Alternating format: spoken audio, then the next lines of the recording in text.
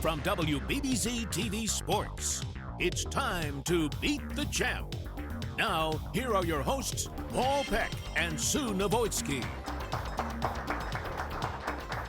With Janelle Sabin and Hall of Fame bowler Sue Novoitsky, my name is Paul Peck, and welcome to Beat the Champ. It's our final week of our stay here in Lockport, New York at legendary Allie Brandt Lanes, and the legend whom this place is named after would be pretty proud of the bowling that we've seen through the first 3 weeks here. Absolutely. I mean, what more could we ask for than some streaks, a 300 game, and now we get to introduce some kids and talk about the SMART program a little bit, which generate scholarship money for their futures. Yeah, that's what we're going to bring to you today. It's our always exciting fourth show, and it's going to be the Allie Brandt Scholarship Challenge among some of the best youth bowlers from up in the area. So we've got some great bowling for you today, some of the young up-and-coming stars, and I know it's going to be fun for you, as it always is, to see the great young bowlers. Yeah, it's always great to see the kids coming out because they are the future of this show. They're going to be on it in a couple of years when they turn 18, hopefully. Yeah, and based on some of the young stars we've had on this show, maybe even quicker than that. Yeah. So let's see who are the next great Beat the Champ bowlers. It's time to find out.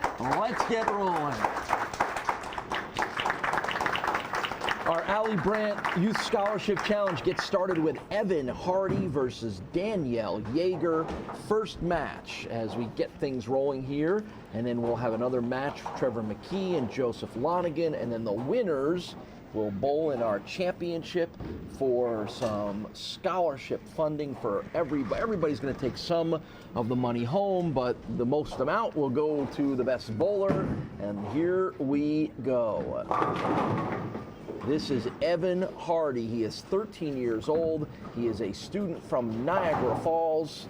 And to provide us with the up-to-date scouting reports on all of our young bowlers here, we welcome in Allie Brandt Lanes proprietor Brian Borowski for all the latest news and info here. Tell us a little bit about not just this whole idea, Brian, but the execution of the qualifying, and then tell us a little bit about our two bowlers. Sure. I mean, in the past, we've always just wanted them to come bowl on TV. So what we did was we were able to get SMART approved, which means it's a holding company for the scholarship money for the kids.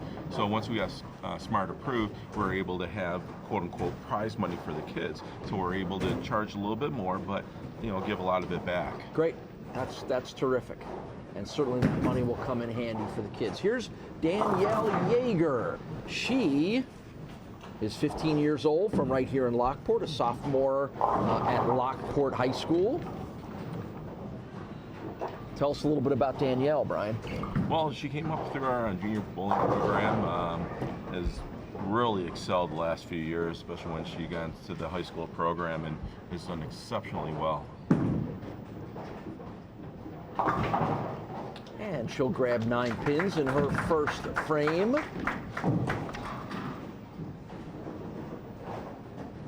She has been bowling since she's about 7 years old, Danielle, and of course, obviously all of it here, and certainly a tribute to what you have going on here at Allie Brandt Lanes as far as getting the kids involved early and keeping them busy. Tell us about your youth leagues here. Well, we hold on Saturday mornings. I'm basically their big coach.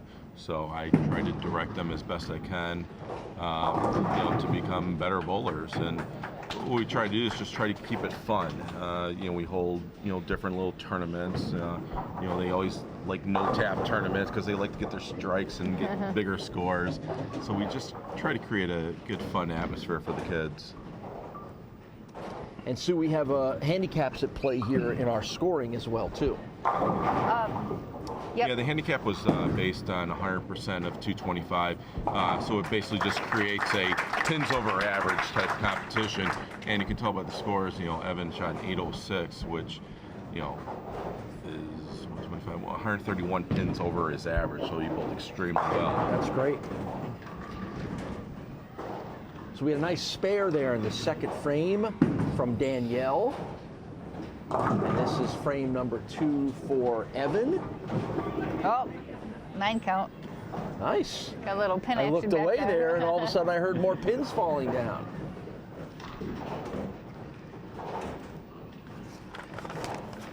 Evan has been bowling for, boy, this is true, right, Brian? He's been bowling since he was 3. if I'm doing the math right here. Did you carry the 1? So. So obviously he's somebody who is excited about the sport.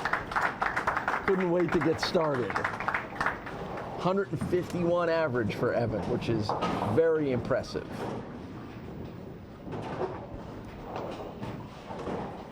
So I see he bowls for the varsity bowling team from Niagara Wheatfield.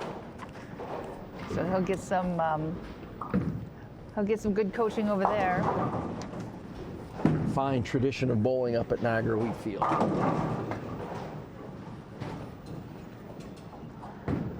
Don't you feel like going up there and moving his feet to the right? Yes, I do. Every time I watch a younger person bowl, it's Right. just, you just want to help them so much. But again, that's how they learn. Right. There's Janelle Sabin manning the Castellone Chrysler Dodge Jeep Ram scoreboard, and again accounting for the handicap advantage of the 25 pins for Evan Hardy as well too when you look at the scoreboard. And a Great really spare. nice spare pickup for Evan. That's one thing that we focus in our junior bowling program is making your spares. It's just so important. I mean, if you get 9 spare the whole game, that's a 190, and it's important because we all can't bowl strikes all the time. But many a match is won or lost on that spare. Correct. I mean, we had a few matches, the last 3 weeks where someone had just gotten a spare, could have been a totally different match. We see it all the time, and even at a time when, as strikes became more prevalent, spares became something they worked on less. One thing that hasn't changed about this game is that you can definitely lose a match by not making your spares.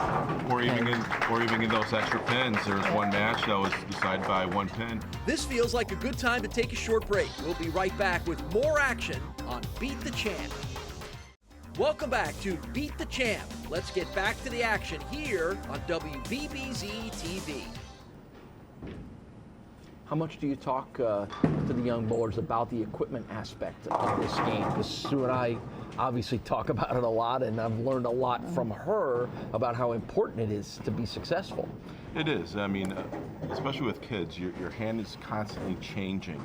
And so, maybe every 6 months you need to make sure your span is proper, because when your hand grows and your span is so short, then you start gripping the ball. Then you start getting some bad habits that you need to get corrected.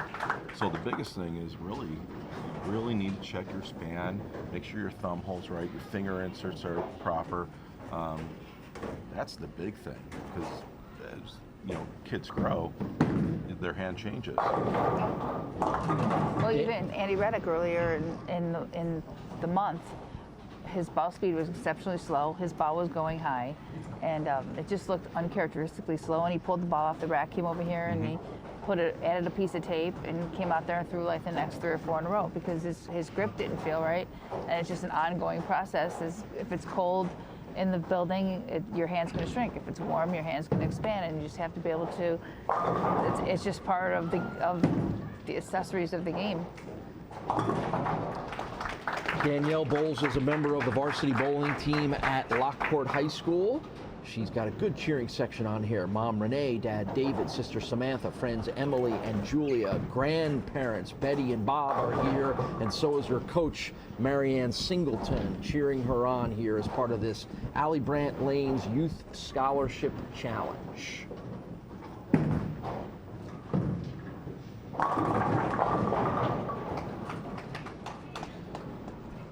She's done a fairly good job of getting herself to the pocket on a regular basis, and her ball rolls up nicely. So this girl's got a lot of real good fundamentals. And I'm sure Marion helps her out with that. Oh, yes. I mean, I got her up a little bit, but Marion's done a lot of work with her, and it's definitely shown just in the last couple of years. And Danielle helped, with Marion's help, helped the Lockport Lions to the Niagara Frontier League Championship in 2017 and 2018. And Danielle herself, Model Athlete Award 3 years in a row.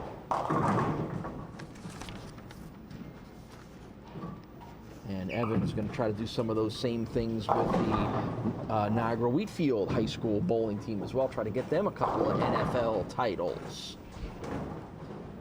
Still got a little time to work on that too.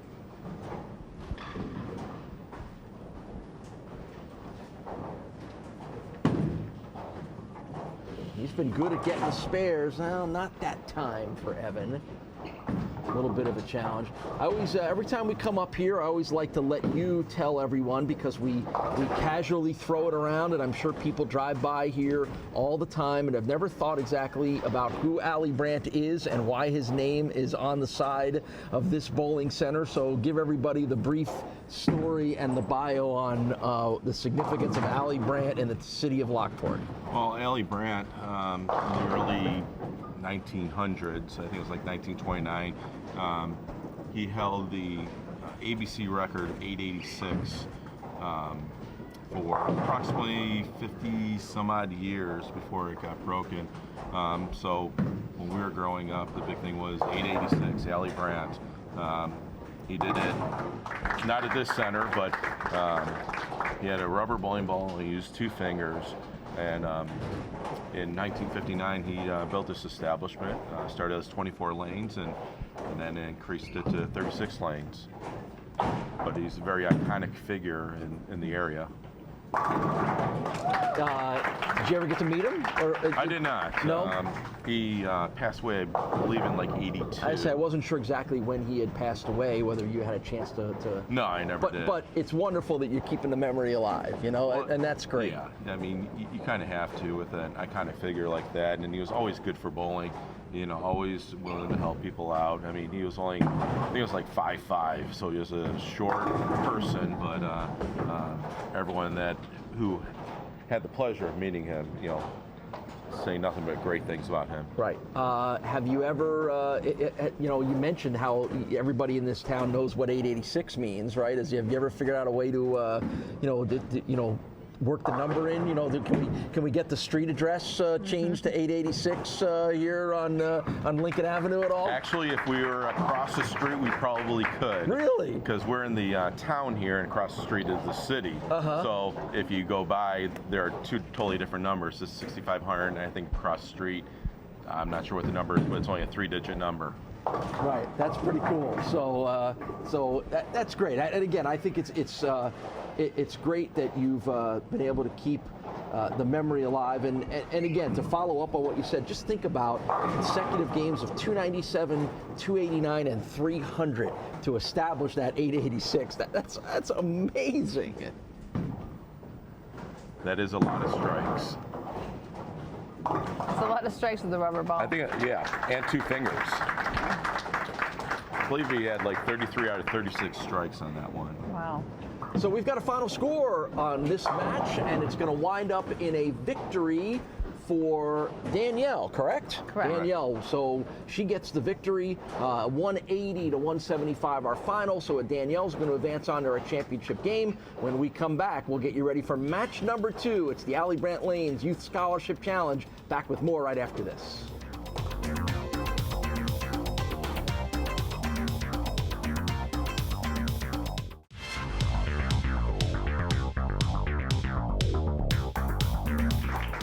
Well, Danielle comes up with a narrow defeat over Evan, but a good performance from you. Tell me how excited you were to get this opportunity and what it was like bowling on the show here. I was pretty excited about the score that I held up for tryouts, but then I don't know what happened over here. It just kept hitting the 3-pin, but it was all right. You sound like all the other regular bowlers who were trying to figure out exactly what happened to them, right? What is it that you like so much about the sport? It's just you can start young and you can keep moving on forward with everything else. You can go all the way up to who knows how long. So right. Plus, you get to hang out with this guy a little bit all too, right? right? Congratulations, and here's a $90 scholarship for you. Thank so when you. you get to college. All right, there you go. Keep that. You're going to need that down the road. You're just going into high school now, but it'll have plenty of time for it. Good job, Evan. We've got more good bowling coming up from some of the top young bowlers here in the area. We continue with our Youth Scholarship Challenge right after this.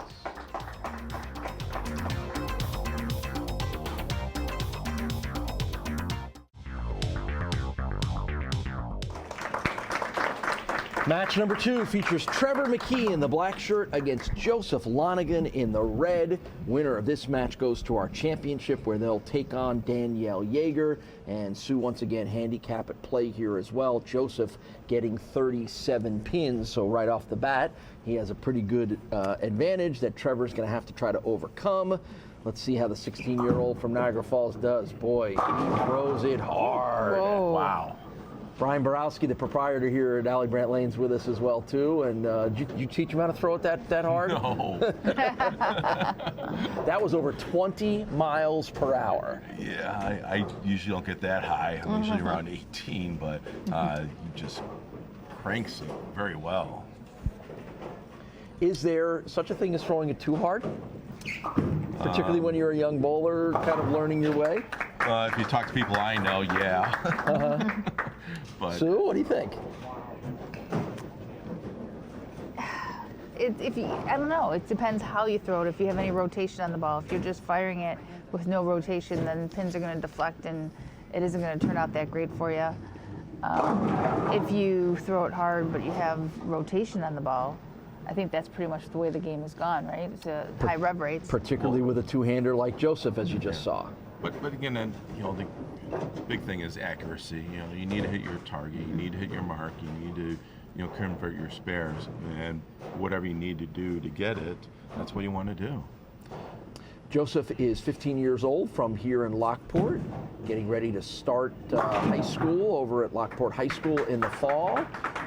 And he's our first two-hander, obviously. First two-hander we had at our entire stay here at Allie Brandt Lanes. And normally we get somebody along the line, like a Dana Vojtovic or a Chris Laviak, who throw the two-handers, but that honor goes to Joseph. And he's a young bowler, right, Brian? He's only been bowling for a little over a year, so he kind of dove right into the two-handed. He really has. Got a little fast with that, but just needs to concentrate, take his time a little bit. And truthfully, it's amazing how easy they make it look, and it just seems like just such an awkward way to throw a bowling ball, but they make it look so smooth. I mean, I tried it, I couldn't do it. It is so incredibly foreign to everything that both of you guys have done for your whole bowling career. Which is what always amazes me about it. I mean, it's literally a completely and totally different way of being involved, of executing a sport. It's like playing football and throwing the ball behind your back as a quarterback. I don't know a better example I could think of. When we were growing up, it was just, if we had two bowling balls, we were special. It's really create a lot of interest, though, in young people in bowling, and I think it's sort of just kind of, I don't want to say revolutionize the sport, because there's always going to be, I just don't believe we're ever going to be not traditional for the most part, but hey, whatever gets kids bowling and keeps the sport going. I mean, just look at Junior Gold. I mean, it's going to be in Dallas. Well, it was in July, but that has just been phenomenal. Every year they're up, 20-30%. And only certain markets can have Junior Gold at this point. It's just, unfortunately, it won't be back in Buffalo because we don't have enough large bowling centers to accommodate it. But you look at the record number of high schools. I mean, we've been privileged here that we've had high school bowling for forever, and some states are just starting out, and that's growing. The collegiate bowling is growing, so everything has been growing in the youth aspects. We just need to do something, when they start growing up. And that was the big thing is when BPAA stepped in along with USBC to help reinvent the PWBA. We had a lot of great young female bowlers, but there was nothing for them after college. And that was the big selling point, was trying to get these young girls to do something else after the college careers. I mean, is there any value to having a secondary tour, kind of like golf does? Isn't there a Nike tour for golf that's like not up to the level of Yeah, it's called the Web.com Tour, and actually it was recently at Peak and Peak in our Western New York area a couple of weeks ago, and it's what it is not only younger golfers, but it essentially becomes the qualifier for the PGA Correct. Tour. So the top 25 on the Web.com Tour automatically get their PGA Tour cards. So you'll get mostly young up-and-coming college bowlers, but you'll get some golfers that that are in their 30s or whatever who are trying to get back to it as well too. So you make a good point. There needs to be almost like a second level of a tour to let some of the younger bowlers learn what it's like to be in that kind of a setting. I thought for a second you were going in the direction of saying there should be a separate tour for two-handed bowlers. Oh no, no. I thought that's what you were referencing there. This looks like a good time to take a break. We'll be back with more Beat the Champ right after this. Welcome back to Beat the Champ. 207 is the overall average for Trevor McKee.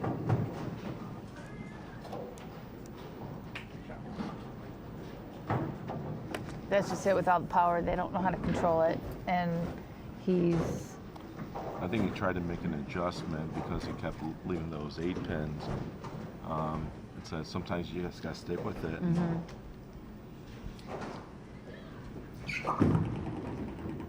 Now, as a coach, Brian, when you see some of the, like in Trevor's case, there's a consistent issue, the 8-pin, and you kind of know the reasons why, and how do you approach trying to fix a problem like that? And if it involves telling him, hey, don't throw it as hard or whatever, is that something that you automatically would do, or would you try to work around that a little bit? I think you kind of work around it a little bit.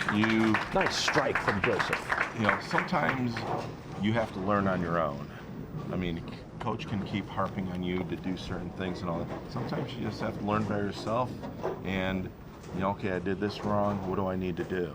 Sometimes you want the kids to think for themselves, because that's how they grow, and then say, wow, I made a great shot, I did this. And then so in the future when that happens, they're gonna come up and say, wow, I know what to do now. Right, they recognize it. Right. We got lucky there that 7-pin fell at the last minute and he wasn't staring himself down to 7-10. Now, I think you mentioned this earlier, Sue. When I watch Joseph, he's very fast on the approach.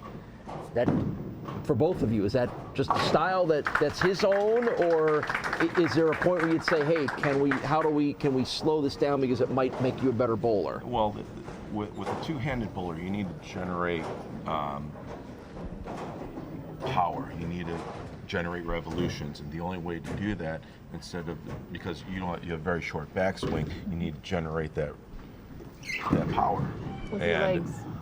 There you go, great shot. Great strike from Trevor McKee here in the 8th frame. So you almost have to be quick with your feet, because if you're slow with your feet, then the ball speed and all that would be hardly anything. Mm-hmm. So it's generating the ball speed because of that quick pace, because of the no backswing. Mm-hmm. So the revolutions come from the two-handed style. You're always going to create the rev rate, but the power and the speed come from the legs and the approach. Absolutely, Right. and he's also a smaller guy too. So you're gonna have to. He uses the approach and uses his legs to generate all that power. And honestly, he's very quick too. But he has a much higher backswing, which creates that right, ball that speed all and that power, yeah. Power, correct.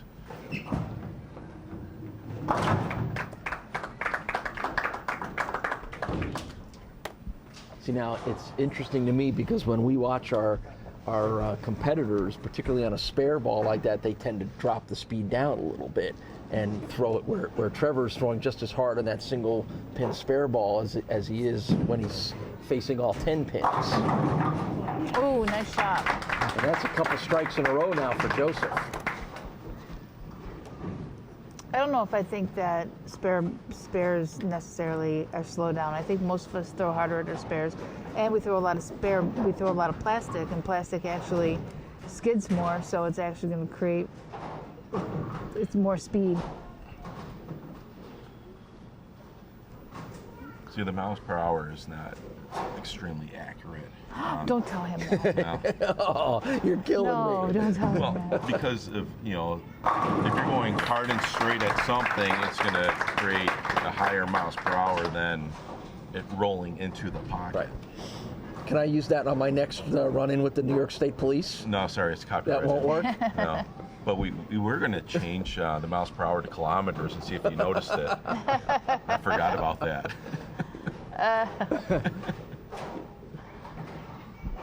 Gotta be on your toes here. You mean if all of a sudden somebody threw it about, if I saw like a 30 or a 35 up there, I would think that they were this amazing. You would think I wouldn't notice that? Maybe if I remember that classic, I'll change it. Wow, you're really doing it real fast. That's my favorite. That's my favorite toy here on Beat the Champ. Because I do think sometimes it can be a very reflective indicator of how guys are throwing it and how guys are bowling sometimes too. And I think one of the things Sue talks a lot about is you see sometimes the balls slow down and run out of gas at the end. Well, that sometimes can be indicative of what the miles per hour are as well too.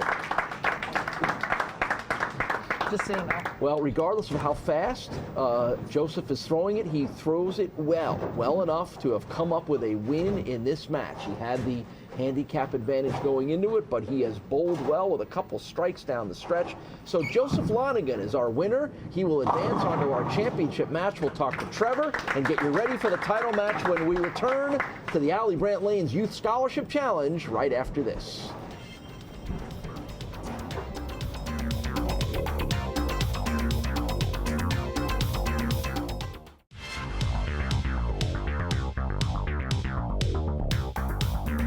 Well, Trevor, a good performance comes up just a little bit short. Take me through how this went for you and what it was like to have a chance to bowl in a setting like this. It was just, I threw the ball good. I just couldn't get the 8-pin out, and then pocket 7 pins, and it just all started to add up, and my score wasn't as good as what I wanted it to be. It was kind of the classic example of what you're at the stage now and learning about your career, where what kind of adjustments do I make, how do I make them? A good lesson overall, because Yeah. I think Brian will tell you those are the things that are going to make you successful. How difficult is that to kind of know which ways to go with that? It's very difficult whenever you throw the ball and you leave a solid pin like that, and then trying to make an adjustment. It's hard to know how to make an adjustment off of such a good shot. All right, well, it was a good performance. Brian's got a little scholarship money for you here. Congratulations, you bowled well, and here's a $90 scholarship for you. Thank you. All right, Trevor McKee with a good performance. We are ready for our championship match. It's coming up next.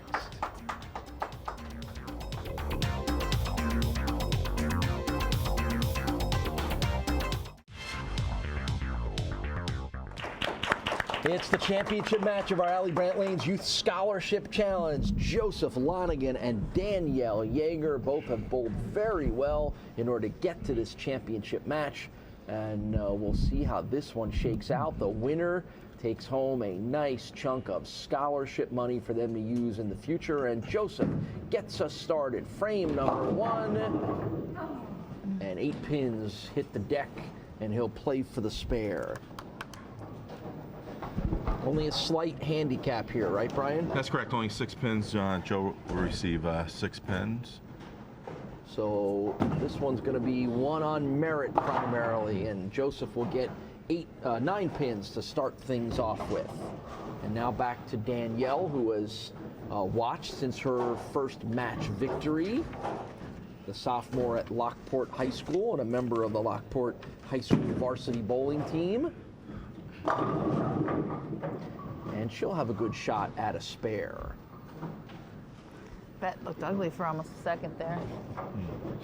You kind of know, you know what that feels like when it's rolling down the lane and it's not going where it's supposed to, right? There's nothing worse than a ball that hits the pocket and leaves a split. Yeah. It's demoralizing. So let's see how Danielle does with the spare ball. And she gets it. Good start.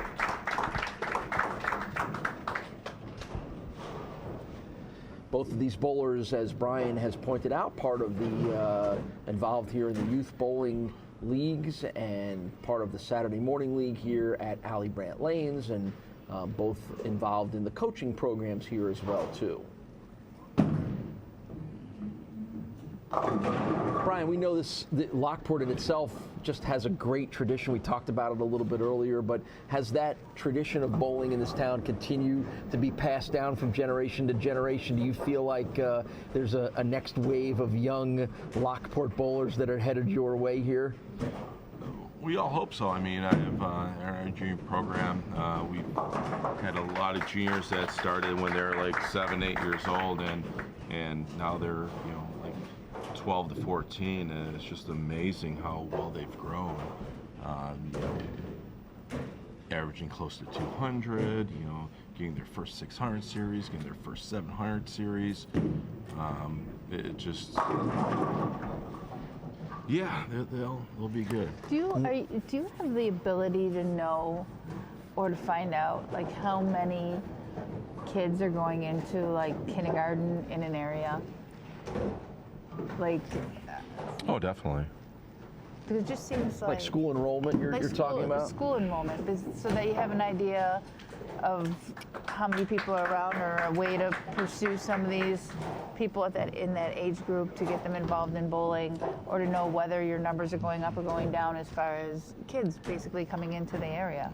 Right, but I mean, what we do is we do a program called Kids Bowl Free, where kids can bowl 2 free games all summer long. The only restriction, they all have to pay for shoe rental, but that's about it. Joe and his family bowl every single day. Do they? Sometimes twice a day. That's Sometimes great. they'll bowl 4 games a day, 5 games a day. I mean, the whole family is really involved in it. And, it shows from where he was a year ago to now. It's phenomenal. But they're a product of the Kids Bowl Free program. And that's got to make you and any of the other bowling proprietors in town happy to know that, you do something like that with the idea of attracting kids to come out and figure out how much fun this is, and then get them to stay, right? That's Exactly. the whole goal behind it. Exactly, and it's not just kids, it's also the parents being involved with the kids. Well, let's talk about that for a moment. Tell us about your leagues here, as you get ready for the fall. I mean, are things strong here? You happy with the number of bowlers and the people that are dedicated to the sport here, even at an adult level? Oh, definitely. I mean, our numbers have been up every year, and we continue to try to do different things and try to expand some leagues and make it competitive. Our Tuesday night league, that bowls at 8:30 at night. We used to only have like 12, 14 teams, but it's been growing where now it's 26 teams strong. 3 on a team. It's become one of our more competitive type leagues. But that's how you have to do. You have to continue to keep growing and investing in your bowling center, spending some money, to keep everything fresh and new and make sure things run well. But it's a process.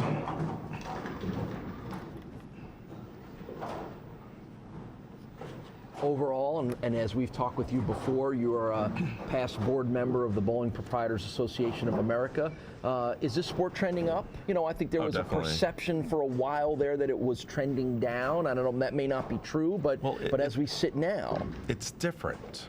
It's not your hardcore league bowlers where you had, 5 shifts of the leagues. You had a 9, a 1 o'clock, at 4, a 7, a 9. It's different. Right, because we've gotten away from the world where people work those kinds of shifts and things like that too. Right, but we've evolved into a little bit more of an entertainment, more of a corporate level food. And FEC, like we have mini golf. So it's changed. It's not the same. It'll never be the same because the way the workforce and everything else is, it's just different. I mean, you have these places like Main Event and Strikes and Spares that are, building brand new 50,000 FEC centers, and where they do have bowling, they wouldn't be doing it if they didn't believe in bowling too. Right. So it's just different, that's all. Here, though, is still a little bit behind, though. There's still a pretty strong league base in this area, wouldn't you say? Yes, definitely. Still you're going to have your bowling centers that are very die-hard leagues. Hopefully they'll stay the same or continue to grow. But if you want to be progressive in this industry, you have to make some changes. Because you view this sport from a national prism in your role, on the board of directors, I think we all feel like, and those of us that live here and have been involved in sports for a long time, we all know this is a hotbed for the sport. Is that considered that way nationally? On a national level, is this considered one of the leading parts of the country for the sport of bowling? Well, generally your northeast corridor is always going to be strong. Detroit is always a huge, strong, bowling community. Your northeast is always going to be a strong suit. Mm-hmm. Well, that's good. That's good to know, because like I said, I think just by nature of this show that we were able to bring to you, and the fact that, you've been involved in this sport all your life, Sue, we know how important it is to people here, but it's nice to know that extends beyond. The action will continue on Beat the Champ in just a minute. Welcome back to Beat the Champ. Sue, what are you seeing from these two bowlers in our championship match? There we go. I think that this young man is pretty amazing with the way he throws it. And it would be fun to hear what somebody like Dana or somebody would have to say about somebody who's got a little different perspective on a two-hander. But, and she's very good. Danielle's very good. So good. She's got good movement on her ball, so her carry is pretty good, and fundamentally sound. And she hasn't even scratched the surface. Both of these bowlers have not even scratched the surface yet. Mm-hmm. Yep. They're 15 years old. Right. Both just 15 years old, and both of them. Early in their high school careers, and will be a part of some outstanding high school and hopefully college level bowling here in the future. But yeah, I think you're seeing two individuals that are dedicated to the sport and getting better at it. And just on what you've told us, Brian, and their ability to take coaching, that's the best sign ever, because they want to be good and they want to learn from some of the best. And there's plenty of those types around here.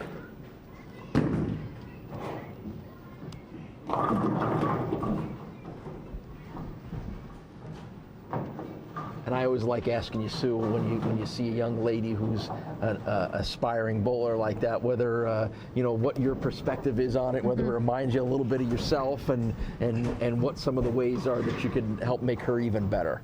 Well, she's got Marion, so she doesn't have to worry about, Marion is. I think she's coaching the high school team, right? I mean, she's very knowledgeable, excellent bowler herself. So this girl's going to have really good guidance from Marion. It's nice if us women can get involved with the girls and help them out and kind of show them the ropes. And on this level, things have not changed that much. The road is still the same. You have bowl for high school, you're bowl for college, you bowl the tournaments that are available to you. We didn't have a SMART program at the time, but that is incredibly valuable to have money that goes towards your schooling, because schooling is so expensive. And there's some young people who really accumulated quite a bit of money for college. There's tons of money out there. I mean, if you don't bowl on a junior bowling program, or if you don't get involved in junior bowling, you are missing out on a lot of scholarship money with the tournaments that are going on through the Western New York BPA, with the bowling associations, with the state level, national level junior gold. I mean, first place in junior gold is 10 grand. Wow. I mean, that's impressive.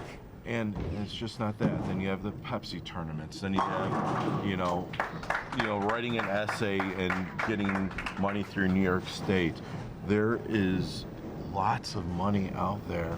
And if people would just put their kids into a sport where no one rides the bench. I mean, you look at baseball, look at soccer. People aren't actively participating all the time. With junior bowling, everyone bowls, everyone participates. It's a great point, Brian. You're right. I mean, it's one of the only sports where there is no bench. There is no getting beat out by someone else that doesn't allow you to play as much. Boy, Joseph's on a roll here, isn't he? Looks great. Couple strikes in a row. And Danielle, who had a brief lead there, is going to be pushed pretty hard here now as we come down the stretch of this championship match. That's a good response, too. Scholarship money will go to both Joseph and Danielle. Winner of this match will get a little bit more, but scholarship money also as well going to Evan and Trevor, and that's all part of Brian's idea here behind this Youth Scholarship Challenge as a way to continue to grow the sport, give these youth bowlers a little chance to show themselves off, but start banking a little money for those college days. And as you said, Sue, it's a daunting challenge in figuring it all out. I'm lucky enough that I'm almost done with it with my girls. One's already done, but it's one of the most difficult things you do as a parent, trying to help your kids decide where they want to go to college and help figure out the whole financial part of it. It is really a challenge. Yeah, they do leave school with a lot of debt, and the entry-level jobs just don't go along with the amount of debt. But man, it's just such an encouraging thing to think about bowling. It's something you can be good at and still pursue, your career. It's not like you have to do this and only this. And what a great way to get extra money for school. Good spare pickup there by Danielle as she bowls here in the 10th frame. Coming down the stretch here to crown a champion.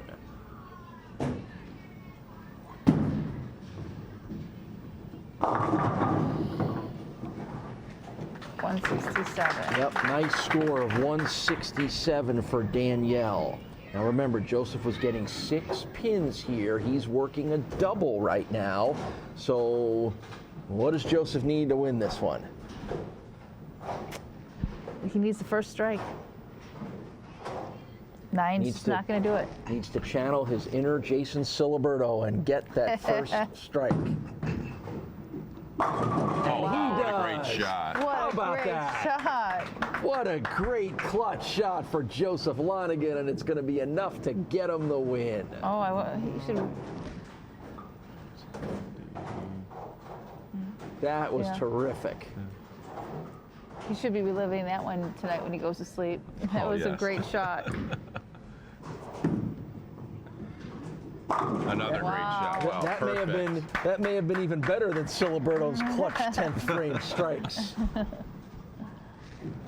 And of course, if you were with us the last 3 weeks here at Allie Brandt Lanes, we watched Jason Siliberto rattle off 7 wins in a row before losing in the final match last week, and he put on a wonderful show here of consistent bowling, and that was a lot of fun to watch. But I'll tell you what, he's got nothing on Joseph right now, and it's an impressive finish and a 186 to 176 win for Joseph Lonergan to take the Allie Brandt Lanes Youth Scholarship Challenge. We'll talk to Joseph and Danielle and wrap it up when we return to Lockport.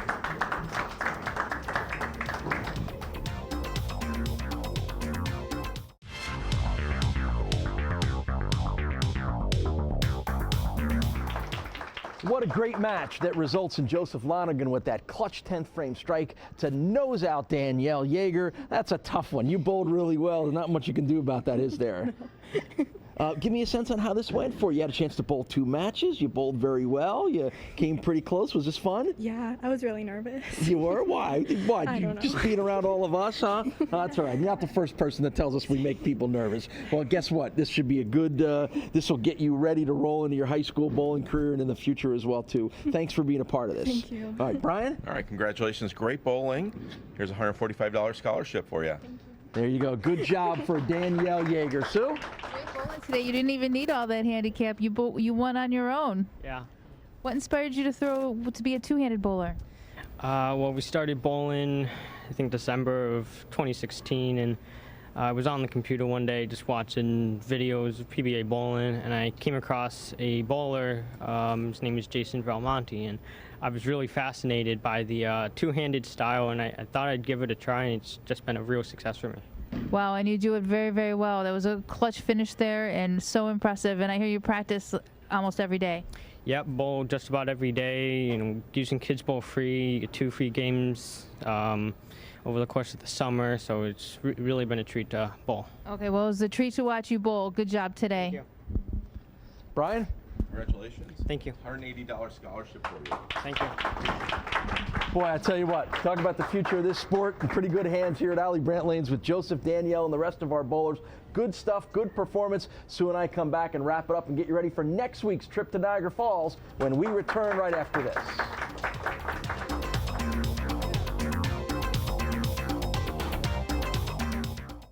Well, that was fun and great bowling, and the classic example of Joseph picking up the sport, going online, watching videos, saying, hey, that two-handed stuff looks pretty cool. Hey, we did talk about that up there, and what an impression that Jason Belmonte and the two-handers have made on the youth of today. But it's inspiring them to keep bowling and come out here and have fun and speak like that and make money for college. It's great. Yeah, all right, so next week we move to Niagara Falls for a month-long stay at the Rapids Bowling Center where we'll pick up our regular competition, and that win by Jeff Holfelder knocking off and ending the win streak of Jason Siliberto means we get to see Jeff next week. Yep, and a new house that he's not necessarily bowls in normally, and you know, it's always interesting to see when the champion comes to a new house. Yep, and 9 new bowlers there to try to knock them off, and we're looking forward to that. I know you had fun all month here keeping track of Jason Siliberto's win streak and the kids and everything else, keeping you on your toes. Of course, and it's always fun going back to Rapids as well, because that's where we started our new stay at Beat the Champ. It feels like home, and that's where we'll be. So make sure you join us when we head to the Rapids Bowling Center for a month-long stay. That'll be next week when Beat the Champ rolls your way right here on WBBZ-TV.